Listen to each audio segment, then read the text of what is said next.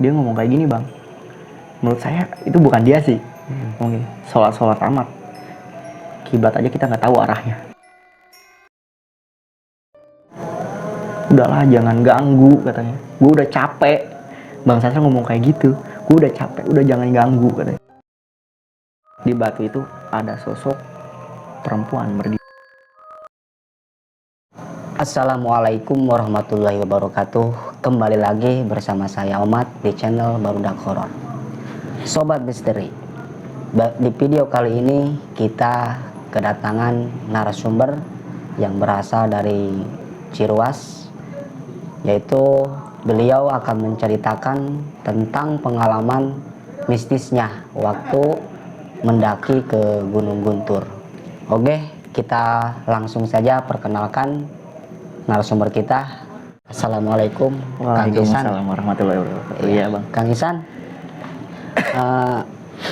gimana itu kira-kira waktu Kang Ihsan ngedaki ke Gunung Guntur itu tahun berapa ya? Tahun kemarin. Berarti tahun 2021 ya? 21 ya. Bisa sedikit cerita pengalaman apa aja waktu di Gunung Guntur itu? Kejadian apa aja gitu yang Akang alami? Iya. Awalnya saya itu naik ke Gunung Guntur bukan tujuan utama. Awalnya saya itu ada ingin bertemu salah satu kawan yang dikenal dari aplikasi. Namanya Bang Sastra atau bisa dipanggil Bang Agus.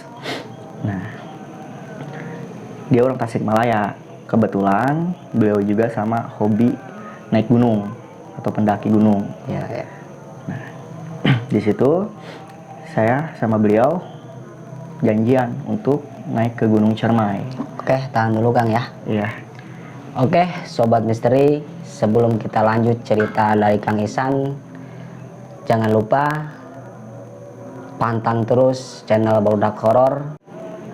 Oke, Sobat Misteri, tanpa berlama-lama, kita langsung saja simak ceritanya.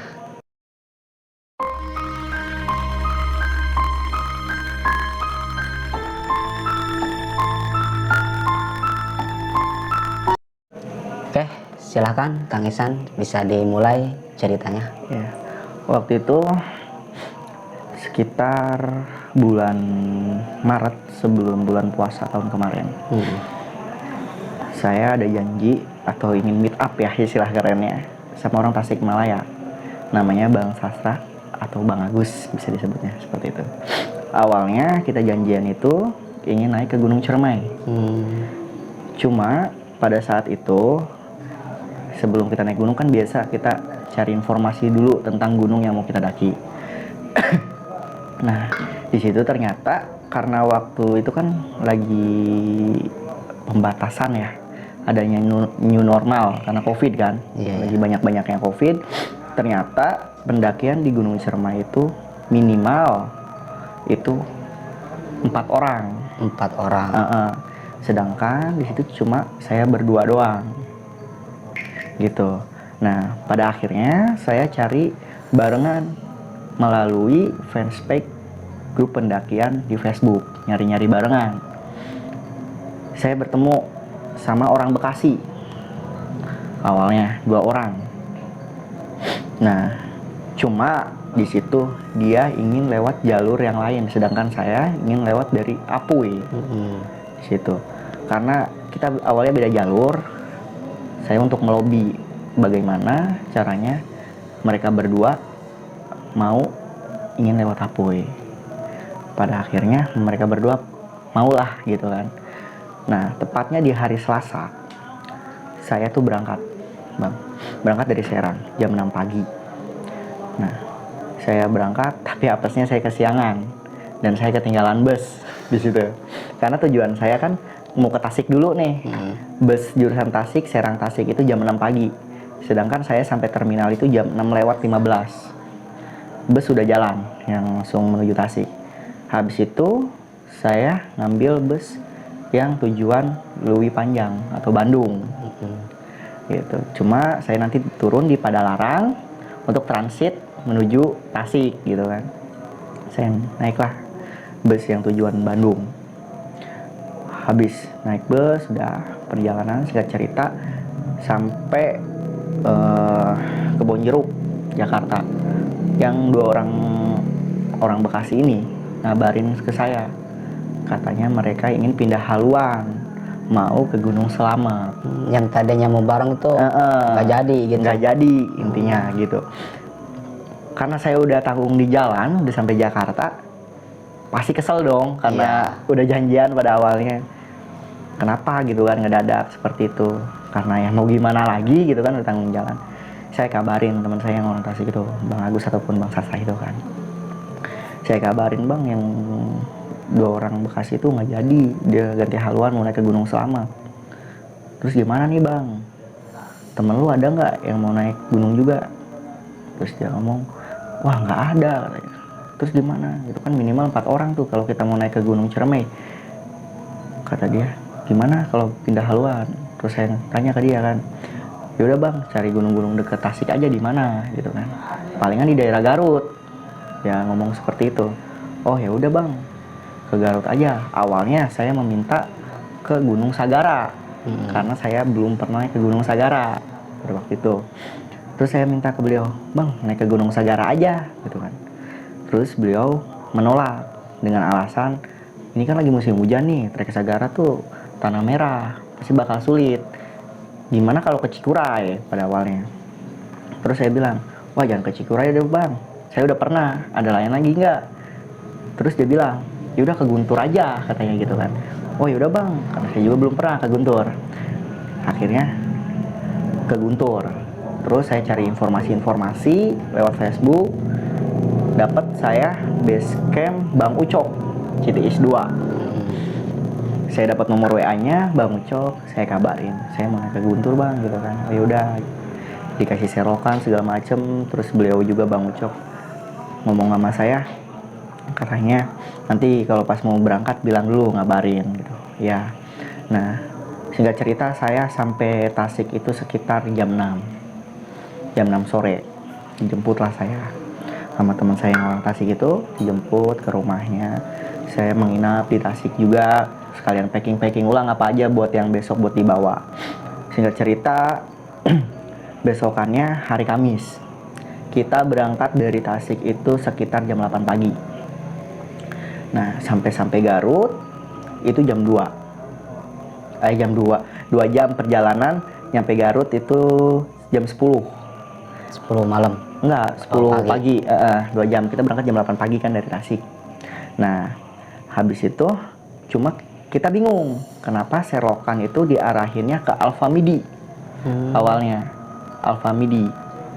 Nah, habis itu saya telepon Bang Ucok, Bang, saya udah sampai di serokan nih, serokan yang dikirim Abang gitu.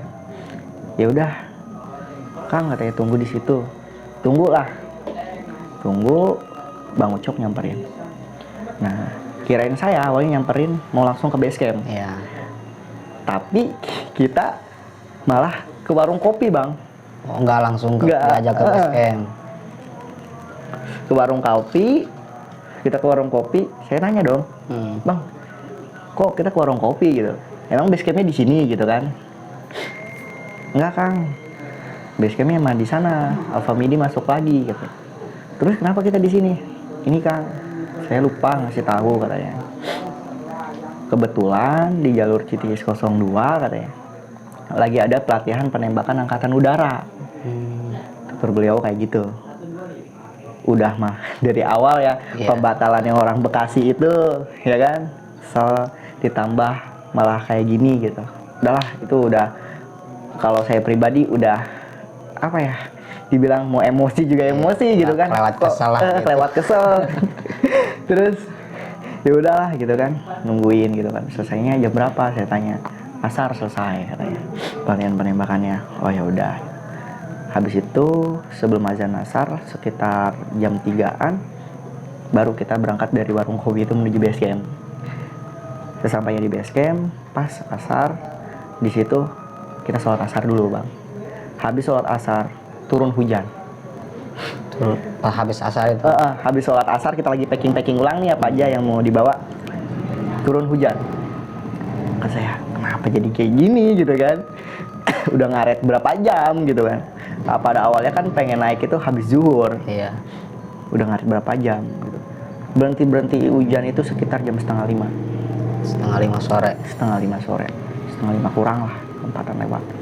Nah, di situ pun nggak berhenti hujan yang benar-benar berhenti, masih gerimis kecil, masih gerimis kecil, cuma nggak begitu deras. Nah, habis itu saya sebelumnya ngomongnya sama Bang Sastra, karena udah ngeliat jam kan. Saya ngomong sama Bang Sastra, Bang, gimana kalau kita naiknya besok pagi aja gitu kan. Trekkingnya kita besok pagi aja nih. Kita malam ini nginep dulu di base camp. Terus Bang Sastra bilang kayak gini, wah, gue nggak bisa nih. Gue cuti cuma 3 hari. Gitu. Nah, seharinya ini gue buat istirahat. Gitu. Wah, bingung juga karena tuntutan pekerjaan kan, Bang. Habis itu ya udahlah gitu kan. Habis packing, udah. Dengan sebenarnya waktu itu nggak mood sih, Bang. Udah nggak mood banget. Udah hilang lah gitu. Rasa mood buat naik gunung udah hilang. Tapi karena saya juga nggak enak nih sama Bang Sastra, ya udahlah gitu. Habis itu ya udah kita jalan. Sebelum jalan juga doa dulu di depan base camp, kita doa berdua. Nah, pas di hari itu awalnya kita nggak ngebang, yang naik itu cuma kita berdua. Di hari Kamis itu sore itu cuma berdua kita naik. Nah, kita jalan awal nggak ada apa-apa nih, Bang. Nggak ada apa-apa, kita jalan bercanda-bercanda, bahkan bikin story IG. Ya. Mungkin nanti adalah salah satu video story IG, nanti saya tunjukin lah bercandaan. Habis itu udah jalan tuh, karena pas banget ya ketemunya dengan orang yang karakter yang sama dengan saya, Bang Sasa ini. Kalau naik gunung santai, Bang, santai, bercanda-bercandaan. Nah, kalau ketemu shelter juga kita bawaannya pengen ngopi, buka carrier, ngambil kompor. Nyeduh air gitu kan, minum kopi dulu, nyebat. Nah, di pos 1 Bayangan kita ngopi tuh, sampai kasihkan ngobrol sambil ngopi. Kita habis rokok 2 batang, Bang. Lama banget sih itu. Lupa waktu lah. Iya, lupa waktu intinya gitu kan. Nah, habis itu sadar tuh, Bang, pos 1 masih jauh nggak gitu kan? Masih lumayan gitu kan. Ya udah jalan tuh. Takut nanti keburu malam dulu gitu kan. Jalan. Kita kejebak azan maghrib ya. Kita break dulu azan maghrib. Itu belum sampai pos 1, Bang. Itu masih belum ada apa-apa, nggak ngerasain apa-apa. Azan maghrib kita berhenti dulu tuh, break dulu. Itu masih daerah pertambangan sih, kayak pertambangan batu gitu. Emang trek Gunung Guntur itu yang paling panjang dari base camp menuju pos 1. Iya. Nah, di situ kita break dulu sekitar 15 menit. Break, habis itu kita lanjut jalan nih, Bang. Nah di sini nih mulai udah ada yang aneh tuh, di pas kita dari pertambangan udah masuk ke hutan. Itu jam berapa itu? Itu sekitar jam 6:30 lah. Habis maghrib ya? Nyampe masuk pintu rimba lah istilahnya gitu kan. Udah masuk ke dalam hutan. Nah, di situ ada pertigaan. Di depan tuh ada pertigaan. Di pertigaan itu samping kanan, saya ingat banget, ada batu gede. Nah, di depan itu kayak ada aliran air, sungai kecil. Nah, mungkin karena nggak tahu ini cuma halusinasi saya doang apa gimana, cuma saya nganggapnya halusinasi saya doang. Di batu itu ada sosok perempuan berdiri. Berdiri di atas batu itu? Enggak, di samping batu. Oh, di samping batunya. Pakai ya bajunya warna putih. Cuma mukanya nggak jelas, Bang. Gitu saya lihat. Nah, udahlah kata saya, ini halusinasi. Posisi saya kan di belakang nih, Bang Sastra di depan. Ini halusinasi gitu kan. Udah, saya nunduk aja tuh. Udah nunduk. Nah, pas di batu itu yang sosok itu, saya nyium tuh bau anyir, terus nyium bau wangi bunga kantil. Pas di sosok itu. Pas ngelewat ke batu itu. Nah, di situ saya udah pikiran juga udah macem-macem, tapi saya berusaha untuk udah positive thinking, ini halusinasi gitu. Halu udah gitu. Udah ngelewatin itu, mau sampai pos 1 kan, jadi pos 1 itu letaknya ada di atas. Kita naik sekitar ada 5 anak tangga naik. Nah, di samping anak tangga itu ada pohon bambu.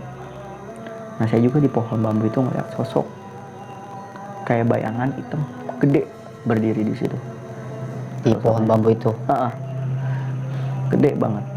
Di situ udah saya nggak peduliin kan, udah gitu kan. Gue halu nih, gue capek gitu kan. Udah. Nah pas sampai anak tangga itu, kita naik anak tangga, 5 anak tangga itu. Nah tiba-tiba si Bang Sastra, jadi kan posisi gini nih Bang, ya kan? Si Bang Sastra depan nih, ini saya nih. Si Bang Sastra tuh tiba-tiba ngejungkang, jatuh ke belakang. Oh jatuh ke belakang gitu. Saya refleks dong. Iya. Saya nyanggah dia langsung, saya sanggah. Kenapa lu Bang gitu kan? Nggak tahu nih gitu. Perasaan gue kayak ada yang narik keril gue gitu kan. Capek lu kali. Ya kayaknya capek, perasaan gue doang. Ya udah, sampailah kita di pos 1. Di pos 1 itu ada warung, ada musola, ada kamar mandi. Cuma mungkin karena itu malam Jumat, si warung itu nggak buka Bang. Libur. Libur. Nah di situ, udah kita duduk bentar. Terus saya ngajak sholat. Sama Bang Sastra itu. Bang Sastra itu, saya ngajak sholat.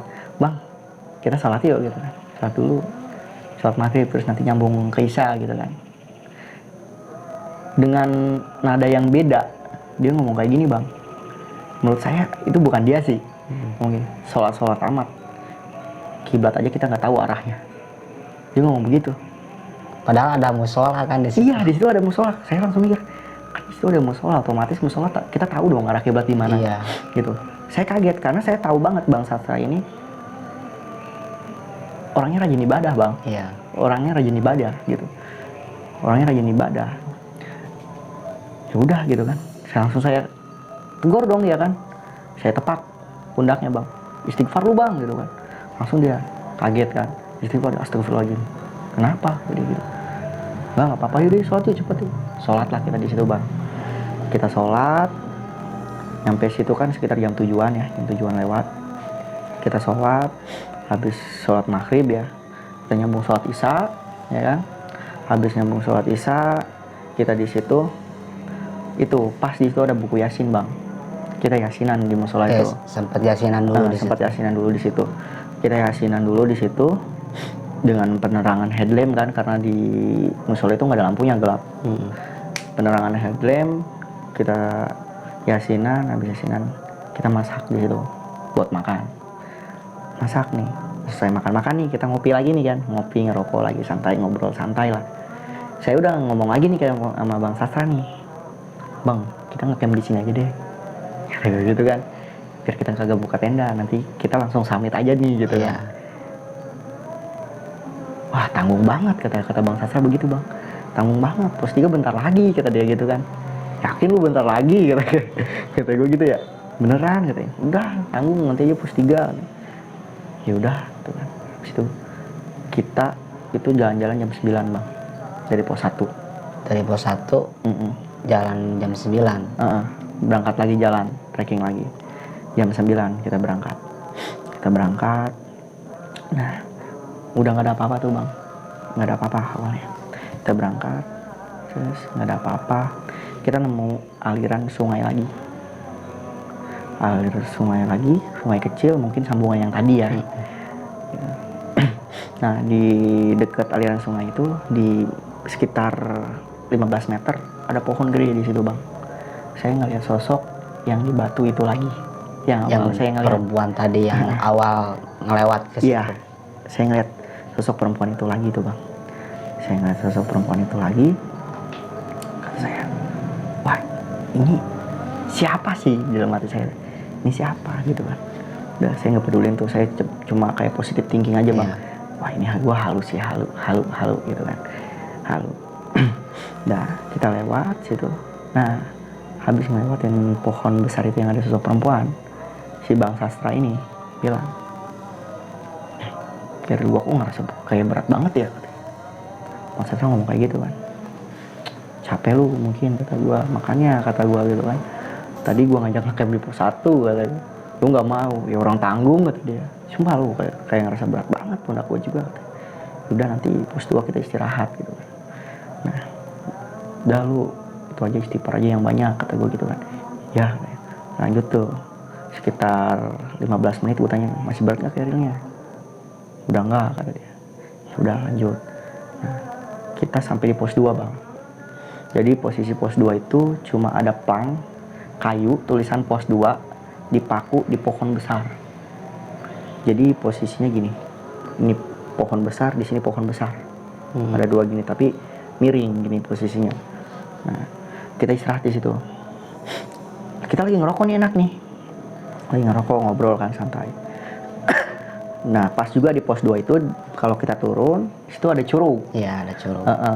Kalau nggak salah namanya curug sawer. Curug sawer. Di pos 2 gitu. Nah, yaudah kita sambil ngedengerin suara gerincik air curug kan, sambil ngerokok santai istirahat. Si Bang Sasa ngeluh lagi sama gue, pundak gue berat lagi katanya. Kata dia, gue kan lagi madep ke arah sana ya, lagi madep ke sana, ngobrol juga kayak nggak saling ngeliat, saling tatapan sambil ngerokok gitu kan santai. Terus kata dia, pundak gue ngerasa berat lagi. Gue nengok ke dia, tuh sumpah gue kaget, baru kali itu gue ngeliat sosok yang benar-benar jelas. Itu anak kecil bang. Anak kecil. Jadi dia posisinya ngegelayot ke tas kerilnya. Ke Bang Sastra itu. Itu hitam, matanya merah. Sosok anak kecil itu. Itu hitam, matanya merah, ngegelayot di tas kerilnya. Gue langsung nunduk lagi, astagfirullahaladzim, ini apaan, kata gue ya kan. Sampai gue ngomong kayak gini ya dalam hati, gue kesini tuh nggak ada niatan buat ngeganggu kalian. Gue di sini cuma pengen berkunjung, nikmatin alam, tolong jangan ganggu gue, kata gue sama teman gue. Gue di dalam hati udah ngomong gitu tuh, bang udah syahadat, kata gue kan, syahadat terus salawat, kata gue gitu kan, istighfar yang banyak ya katanya. Nah habis itu gimana bang, gue tuh belum berani ngeliat ke arah dia tuh, sambil nunduk gue sambil ngerokok, ngomong gitu juga, nggak berani ngeliat ke arah dia karena gue tadi ngeliat ada sosok itu kan. Gimana bang, udah enggak katanya, hilang katanya. Gue lihat lagi, emang udah nggak ada sosoknya, udah hilang. Nah habis itu rokok habis, kita 5 menit kita jalan lagi. Nah di pertengahan pos 3 itu yang menurut gue sampai saat ini gue nggak lupa sih kejadian itu. Jadi di pertengahan dari pos 2 mau ke pos 3 ada batu besar, terus ada satu tempat buat camp sekitar 1 tenda doang di situ. Batu besar, gue ngeliat sosok anak kecil itu lagi, yang tadi kelihatan ngeliatin ke arah kita berdua nih. Gue nunduk lagi, habis itu Bang Sastra ngeluh berat lagi, pundakku berat lagi, kata dia gitu kan. Berhenti dulu, terus istighfar aja lu yang banyak. Sampai Bang Sastra ya mungkin nggak tahu ya dia ngerasain apa ataupun dia ngelihat sosok itu atau gimana, dia ngomong kayak gini, udahlah jangan ganggu, katanya. Gue udah capek. Bang Sastra ngomong kayak gitu, gue udah capek, udah jangan ganggu, katanya. Gue seketika diem dong, ya kan. Apa Bang Sastra juga ngerasain apa yang gue rasain gitu kan. Udah gitu, terus itu kita jalan lagi tuh, udah nggak berat. Nah habis ngelewatin itu, gue berasa kaki gue bang ada yang narik. Jadi kan dari pos 2 mau ke pos 3 itu, kalau Gunung Guntur lewat City East ya, itu udah lutut ketemu dada treknya kan. Iya, treknya udah batu gitu kan. Nah di situ berasa gue gitu, kaki sebelah kanan gue ada yang narik bang. Itu bukan kepleset tapi ada yang narik. Tapi jatuh juga gitu? Jatuh. Itu gue bang ya, kalau nggak refleks tangan gue narik carrier-nya Bang Sastra, si tali carrier-nya itu gue udah nyemplung ke jurang bang. Iya, udah jatuh ke jurang, soalnya kan sebelah kiri langsung jurang gitu. Gue langsung refleks narik carrier-nya Bang Sastra, sampai dia juga sempat agak duduk atau narik gue. Kenapa lu, nggak apa-apa. Itu gue sampai posisinya muter bang, narik badan gue muter sampai nih lutut sebelah kanan kebentur batu sampai lebam, sampai sempat pincang gue di situ. Nah itu nggak apa-apa. Kenapa lo? Nggak apa-apa, kepleset, kata gue. Padahal di situ gue merasa ada yang narik kaki gue. Nah di situ udah ya bang, lanjut sampailah di pos 3. Bener, di pos 3 itu sepi, nggak ada siapapun, cuma di situ ada salah satu mungkin pengelola ya, yang buat pos laporan di pos 3 yang kita harus nyerahin KTP di situ. Cuma ada 2 orang di situ di pos penjagaan itu. Di pos 3 kita di situ nyerahin KTP, yang diserahin posisi itu KTP-nya Bank Sastra. Diserahin, kita dikasih kayak kupon gitu buat nanti pas ketika turun summit mau pulang turun nyerahin buat tukar KTP.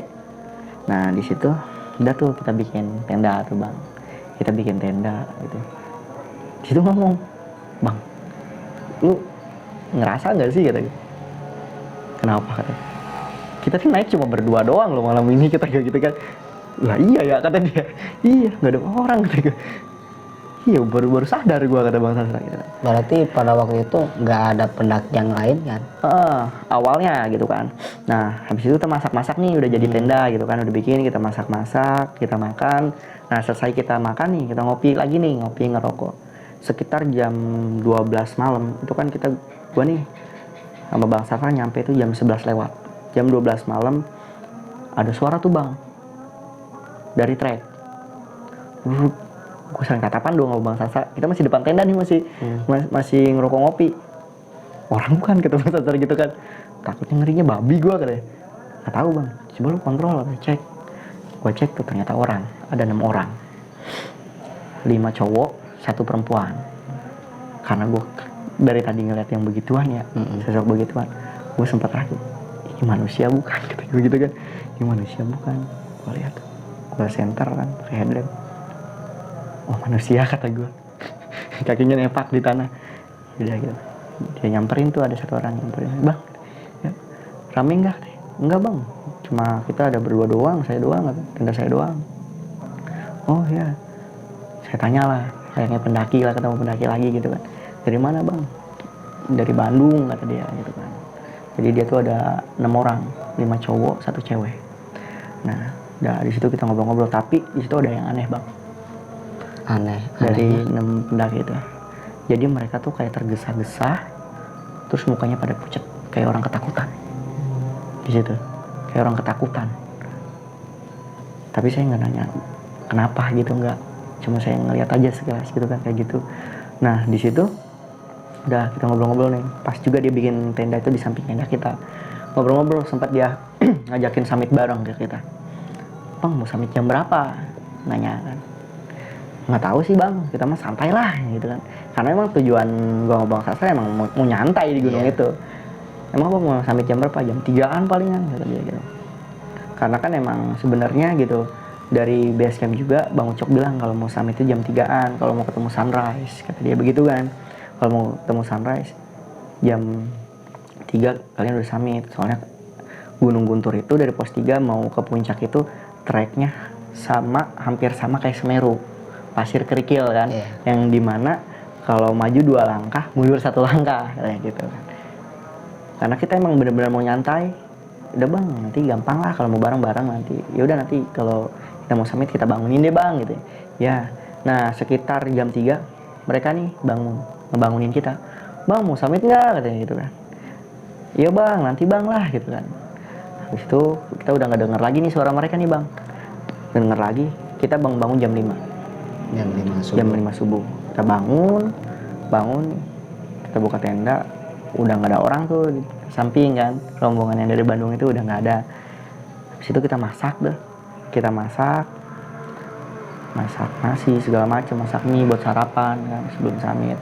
Nah kita berangkat summit itu sekitar jam 6 lewat pagi. Jam 6 lewat kita summit, kita berangkat, kita berhenti dulu di pos bendera ya kan, di pos bendera di situ kita berhenti di pos bendera, foto-foto sebentar gitu kan. Kita lanjut lagi summit gitu. Nih di sini nih kita awalnya nggak ada yang ngeh sih, kita berdua nggak ada ngeh, kita langsung summit. Kita sampai puncak 1 itu sekitar jam 11 lewat. Jam 11 lewat kita sampai puncak 1. Jam 11 lewat kita sampai puncak 1. Awalnya kita nggak ngehnya apa? Rombongan yang orang Bandung itu kemana? Itu nggak ngeh pas waktu kita turun summit. Itu Bang Sasa yang ngeh. Gue pribadi pun gak ngeh. Bang Sasa ngomong ke gue, lu enggak gitu kan? Kenapa bang? Yang rombongan Bandung itu kemana ya? Katanya.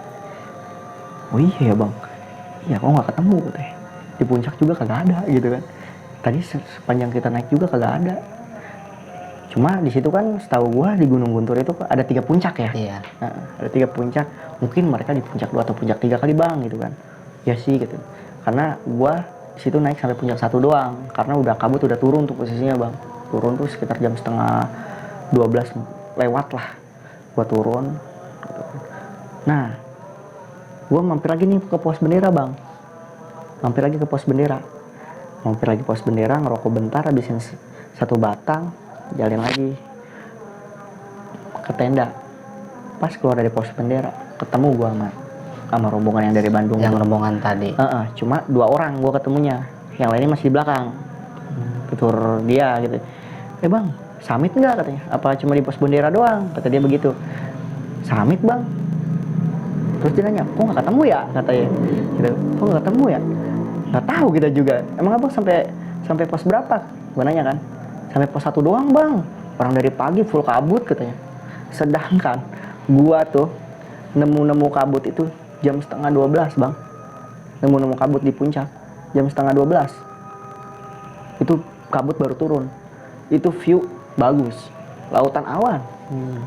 Tapi rombongan dari Bandung bilang katanya full kabut dari pagi. Dari pagi nggak ada view sama sekali katanya. Kata gua di situ gua langsung saling kelihatan kan sama Bang Sasra gitu. Bang, dia sampai pos 1 doang katanya kabut, sedangkan kita bisa foto-foto gitu kan. Nah di situ pun sampai sekarang gue pertanyaan, entah gue yang kesasar ataupun rombongan itu yang kesasar. Nah di situ udahlah gitu kan, balik ke tenda gitu. Habis itu sampai di tenda terus jam setengah 1 kita masak ya kan? Kita masak, makan, ya. Sholat zuhur. Karena kan itu hari Jumat, cuma kan kita enggak itu ya. Kita sholat zuhur, habis sholat zuhur, kita beres-beres, bongkar tenda, jam 1 lewat, kita turun. Nah, pas turun, udah nggak ada kejadian apa-apa tuh bang. Nggak kejadian apa-apa, ketemu juga tuh ada pendaki yang naik gitu kan, bercanda-bercandaan gitu kan. Nanya, bang di atas rame gitu. Ada 1 rombongan doang sih gitu kan. Ada 6 orang.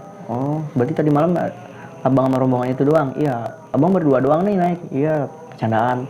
Buset bang, laki-laki berdua doang lu katanya. Jangan-jangan kagak normal katanya gitu kan. Kata gue, buset bang kira normal bang gitu kan. Bercandaan aja tuh. Mojang trek kita mendaki. Sempat ketemu juga bang sama orang Banten juga, orang Tangerang di pos 2. Ada 4 orang gitu kan. Ngobrol-ngobrol di situ. Bercandaan juga gitu kan. Nah turun sampai di pos 1 itu sekitar jam 3 sampai pos 1. Kita lumayan lama tuh di pos 1, setengah jaman. Kita duduk dulu di situ, mesen mie dulu, makan dulu di situ kan, ngobrol sama yang punya warung segala macem. Nah, tapi di sini ada yang aneh lagi nih. Masih ada yang aneh. Iya Pak. Jadi gue pas turun, ya kan, pas Bang Sasan kan posisi paling depannya. Jadi kan sebenarnya dari yang tadi pas gua berangkat ada pertigaan, ya kan, ada pertigaan, ada aliran air. Itu kan palingan jarak sekitar 70 meteran lah dari anak tangga itu. Jadi gua pas turun nih, gua nggak ngelihat ada pertigaan di situ. Nggak ada pertigaan sama sekali. Tapi batu itu ada. Jadi ya udah gitu, kita ngikutin jalur nih karena emang nggak ada pertigaan. Tapi nambah jauh, gue sadar ini bukan trek yang kemarin gitu. Gue sadar, gue inget, gue langsung tepakan masa bang, kata gue, apaan? Ini kayaknya treknya bukan yang kemarin deh, kata gue gitu kan. Masa iya? Seriusan, ini semak-semak bang, ini rumput, lihat, kata gue. Kemarin kan tanah, kata gue. Iya ya katanya. Terus itu juga kan karena Gunung Jawa Barat kan emang banyak sampah ya. Gue juga kalau kayak gitu kan ngenalinnya dari, lihat bang di sini nggak ada tapak-tapak manusia kata gue, nggak ada sampah-sampah kata gue. Terus kayak gimana kata Bang Sastra? Ya balik lagi kata gue. Nah pas balik lagi baru kita ngeliat ada pertigaan, Bang. Baru ngelihat ada pertigaan. Ada pertigaannya di situ. Nah, baru kita ambil pertigaan situ. Nah dari situ udah kita jalan, nggak ada gangguan tuh Bang, nggak ada gangguan udah. Nah tapi ada cerita konyol Bang, ada cerita konyol. Kita berdua gitu, karena asik bercanda gitu kan, sepanjang jalan udah bercanda aja, udah ngebanyol aja berdua tuh, apa-apa diomongin gitu kan. Nah harusnya kita lurus malah belok kiri. Belok kiri. Iya harusnya kita lurus nih, nunggu bertiga lagi malah belok kiri. Jadi kita menuju base camp itu muter. Jadi muter Bang, muter. Harusnya kan base camp di sini gitu. Jadi kita ngelewatin base camp dari belakang, muter gitu. Buset, kok kita ada di belakang base camp gitu kan? Heran juga gitu kan. Tadi kita belok kata Bang Sastra. Saking bercanda ya udah gitu kan. Sampai di base camp lah kita bersih gitu. Cerita-cerita Di situ di base camp. kita berdua cerita-cerita gitu Bang. Ya ternyata Bang Sastra juga ngeliat sosok itu gitu. Ya, nah pas yang Bang Sastra, gue udah capek, yang pas kaki gue mau ada yang narik gitu, Bang Sastra ngeluh kayak gitu. Dia cerita di situ ada sosok katanya hitam gede, matanya merah, ngeliatin di situ. Makanya Bang Sastra sampai ngeluh kayak gitu. Nah pas lagi asik-asik cerita, yang pengelola base camp datang ke kita Bang. Di situ, kenapa? Akhirnya kita berdua cerita. Nah, di situ cuma senyum penjaga base camp ke kita. Senyum doang. Senyum. Nggak nanya, nggak apa-apa. Senyum. Pas tuh, karena gue penasaran. Sebenarnya katanya, kalau di Gunung Guntur katanya ada pantangan dari batas jam 5 tuh di hari Selasa sama Kamis malam Jumat nggak boleh mulai trekking itu di atas jam 5 katanya gitu. Di situ gue juga ngerasa kesel ya, kenapa lu baru bilang gitu kan, kenapa nggak dari kemarin gitu kan, kenapa lu baru bilang gitu. Ya udahlah, udah tanggung gitu kan, udah gitu. Habis itu ya udah kita bersih packing itu lagi, buangin sampah segala macam. Habis itu gua dianterin ke terminal Garut dan gua pulang ke Serang gitu Bang. Jadi ceritanya. Jadi ini ada sedikit pertanyaan nih Kang. Iya. Itu waktu ketemu pendaki yang lain tuh, itu kan Akang tadi bilangnya berarti yang pas Akang jam 9 itu mulai trek ke Puncak 1, itu rombongan yang tadi udah duluan naik apa gimana itu? Enggak, saya itu dari pos 3 tuh summit ya kan, sekitar jam 6 lewat. Nah itu mereka udah duluan Bang, udah duluan. Berarti udah duluan berangkat. Udah duluan berangkat. Tadi saya kan ngomong tuh nggak ketemu di trek ya kan, karena pikir saya gitu mungkin mereka udah jalur balik nih gitu kan gitu. Dan kita sampai di Puncak 1 itu, saya berdua pun gitu nggak ketemu sama rombongan itu. Iya justru itu yang jadi pertanyaan. Nah itu, sedangkan Puncak 1 itu nggak begitu luas, kayak sabana gitu kan, yang otomatis kelihatan lah ada orang naik gitu. Turunnya juga gitu kan. Kalau emang para pendaki itu udah duluan, kalau emang udah turun kita pasti ketemu kan. Iya. Tapi ini nggak ketemu sama sekali Bang. Nah awalnya kan udah gitu gua ngiranya mereka itu rombongan dari Bandung itu mungkin ada di Puncak 2 atau Puncak 3, sedangkan gua kan cuma sampai Puncak 1 gitu. Ternyata pas ketemu gitu kan, pas gua jalan turun itu dari pos bendera ketemu yang 2 orang itu bilang mereka cuma sampai Puncak 1 doang katanya. Itu pun mereka kabut dari pagi, sedangkan gua itu sampai Puncak 1 gua dapat view gitu. Tapi mereka cerita katanya itu kabut semua dari pagi gitu. Jadi si pendaki itu benar-benar dari pagi dihalangin kabut gitu. Sedangkan akan enggak bisa berfoto-foto juga ya. Ada foto-fotonya juga itu. Iya, makanya sampai sekarang itu pertanyaan sama Bang Sastra, kalau kadang-kadang dia ngabarin atau kita teleponan gitu. Kalau ngebahas itu ada sedikit pertanyaan sih, itu kita yang nyasar atau rombongan yang dari Bandung itu yang nyasar gitu. Oke, terima kasih Ya, Kang Ihsan sudah berbagi pengalamannya. Iya. Mudah-mudahan segala pengalaman yang Kang Ihsan alami juga para pendaki yang lain juga itu bisa dijadikan pengalaman juga ya, bahwa di setiap tempat atau tempat dimanapun tempatnya, mendaki ke gunung apapun, intinya kita itu harus benar-benar lebih berhati-hati juga gitu kan, karena walau alam kita nggak tahu kan kejadiannya seperti apa gitu. Saya mau ngasih pesan ya Bang ya. Oh iya, silakan. Orang-orang gitu ya kan, lebih baik kalau kata saya, kalau udah waktu petang ataupun malam, mending kalian ngecamp deh. Karena bukan karena hal mistisnya ataupun gimana ya, karena ke safety lagi ya Bang. Iya. Karena kita nggak tahu kalau udah ngetrek malam, entah turun kabut kan, pandangan juga begitu kurang jelas. Lagi siang aja kalau udah tutup kabut kan susah ya ngeliat pandangan gitu, terbatas. Apalagi malam gitu. Lebih baik kalau udah kemalaman di trek, mendingan kalian ngecamp, cari tempat lahan buat ngecamp. Itu aja sih saya Bang. Oke, terima kasih Kang Ihsan berbagi pengalamannya. Oke, Sobat Misteri, mungkin itu cerita pengalaman dari Kang Ihsan.